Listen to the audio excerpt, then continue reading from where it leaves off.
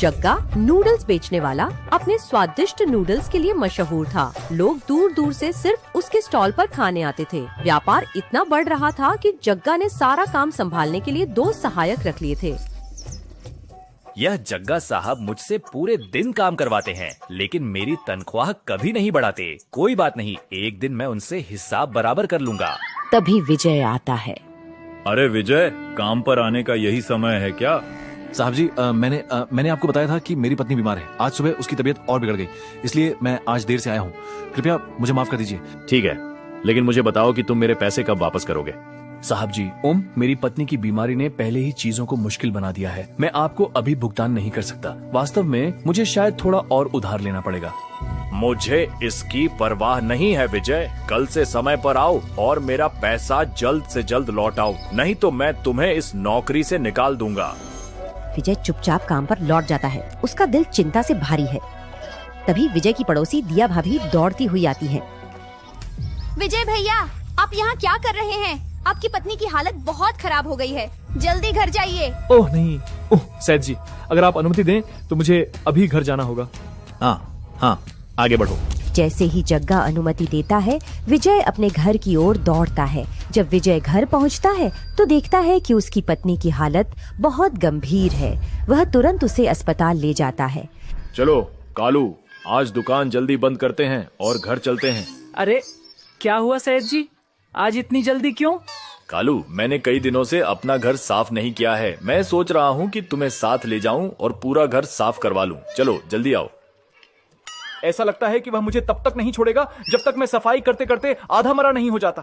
तू क्या देख रहा है? कालू, जल्दी से दुकान बंद कर। उसी समय विजय अपनी पत्नी को अस्पताल में भर्ती कराता है। डॉक्टर उससे गंभीरता से बात करते हैं। विजय, आपकी पत्नी को ऑपरेशन की जरूरत है, तभी उनकी सांस की समस्या ठीक होगी। लेकिन डॉक्टर, ऑपरेशन का खर्च कितना होगा? यह लगभग 5 लाख रुपए का खर्च आएगा विजय। यह सुनकर विजय पूरी तरह से हिल जाता है। तुम्हें जल्द से जल्द पैसे का इंतजाम करना होगा, ठीक है विजय? नहीं तो हम सर्जरी आगे नहीं बढ़ा सकते। कृपया चिंता मत करें डॉक्टर, मैं किसी तरह पैसे का इंतजाम कर लूंगा। बस ऑपरेशन की तैयारी करें। कृपया मेरी पत्नी को बचा लें। विजय, तुम्हारे पास 24 घंटे हैं। ऑपरेशन कल है, सुनिश्चित करो कि तब तक भुगतान की व्यवस्था हो जाए। सेठ दिखने में तो अनपढ़ लगता है, लेकिन उसका घर किताबों से भरा हुआ है। वह उनके साथ करता क्या है?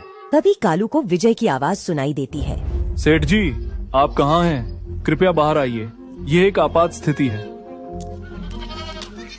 क्या हुआ विजय, तुम इस तरह चिल्ला क्यों रहे हो?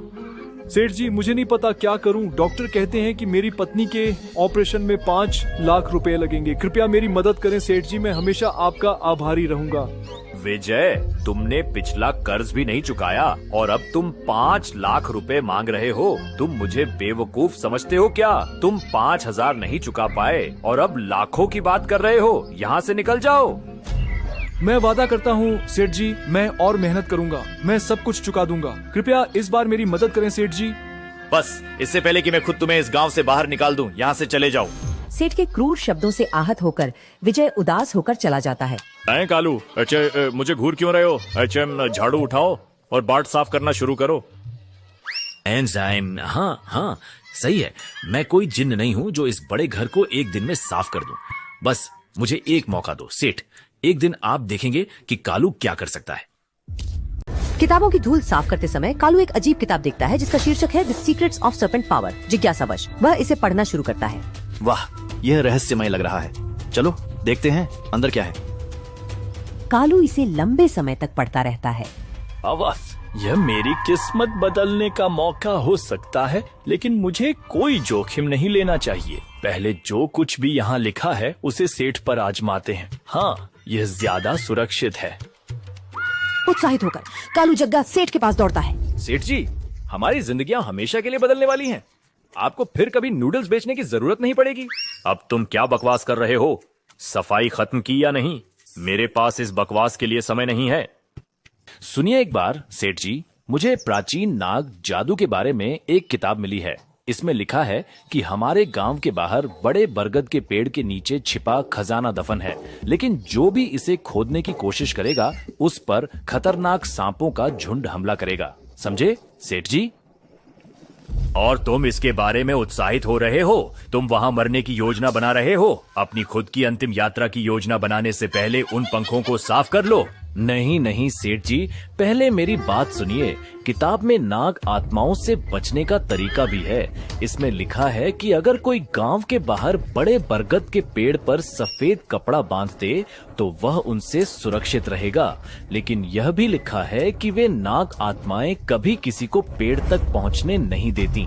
फिर मेरा सिर मत खाओ कालू, पहले सोचो कोई उस सफेद कपड़े को कैसे बांधेगा। चिंता मत करो सेठ जी, जब तक मैं यहाँ हूँ आपको कुछ भी सोचने की जरूरत नहीं है। मैं खुद जाकर वह सफेद कपड़ा बांध दूंगा। मुझे नहीं पता था कि तुम इतने बहादुर हो कालू। देखते रहिए सेठ, जब सांप आपको खेतों में दौड़ाने लगेंगे तब आपको पता चलेगा कि कालू क्या कर सकता है। लेकिन सेठ जी, यह काम बहुत जोखिम भरा है। मैं इसे मुफ्त में नहीं करूंगा। इसके लिए मैं 20 लाख रुपए लूंगा। 20 लाख? मैं तुम्हें वो नहीं दे सकता, लेकिन अगर चाहो तो 20 लातें जरूर दे सकता हूँ। क्या तुम्हारा दिमाग खराब हो गया है? क्या तुमने कभी अपनी जिंदगी में 1 लाख एक साथ देखा है? सेठ जी, एक बार मुझ पर विश्वास कीजिए। अगर आपको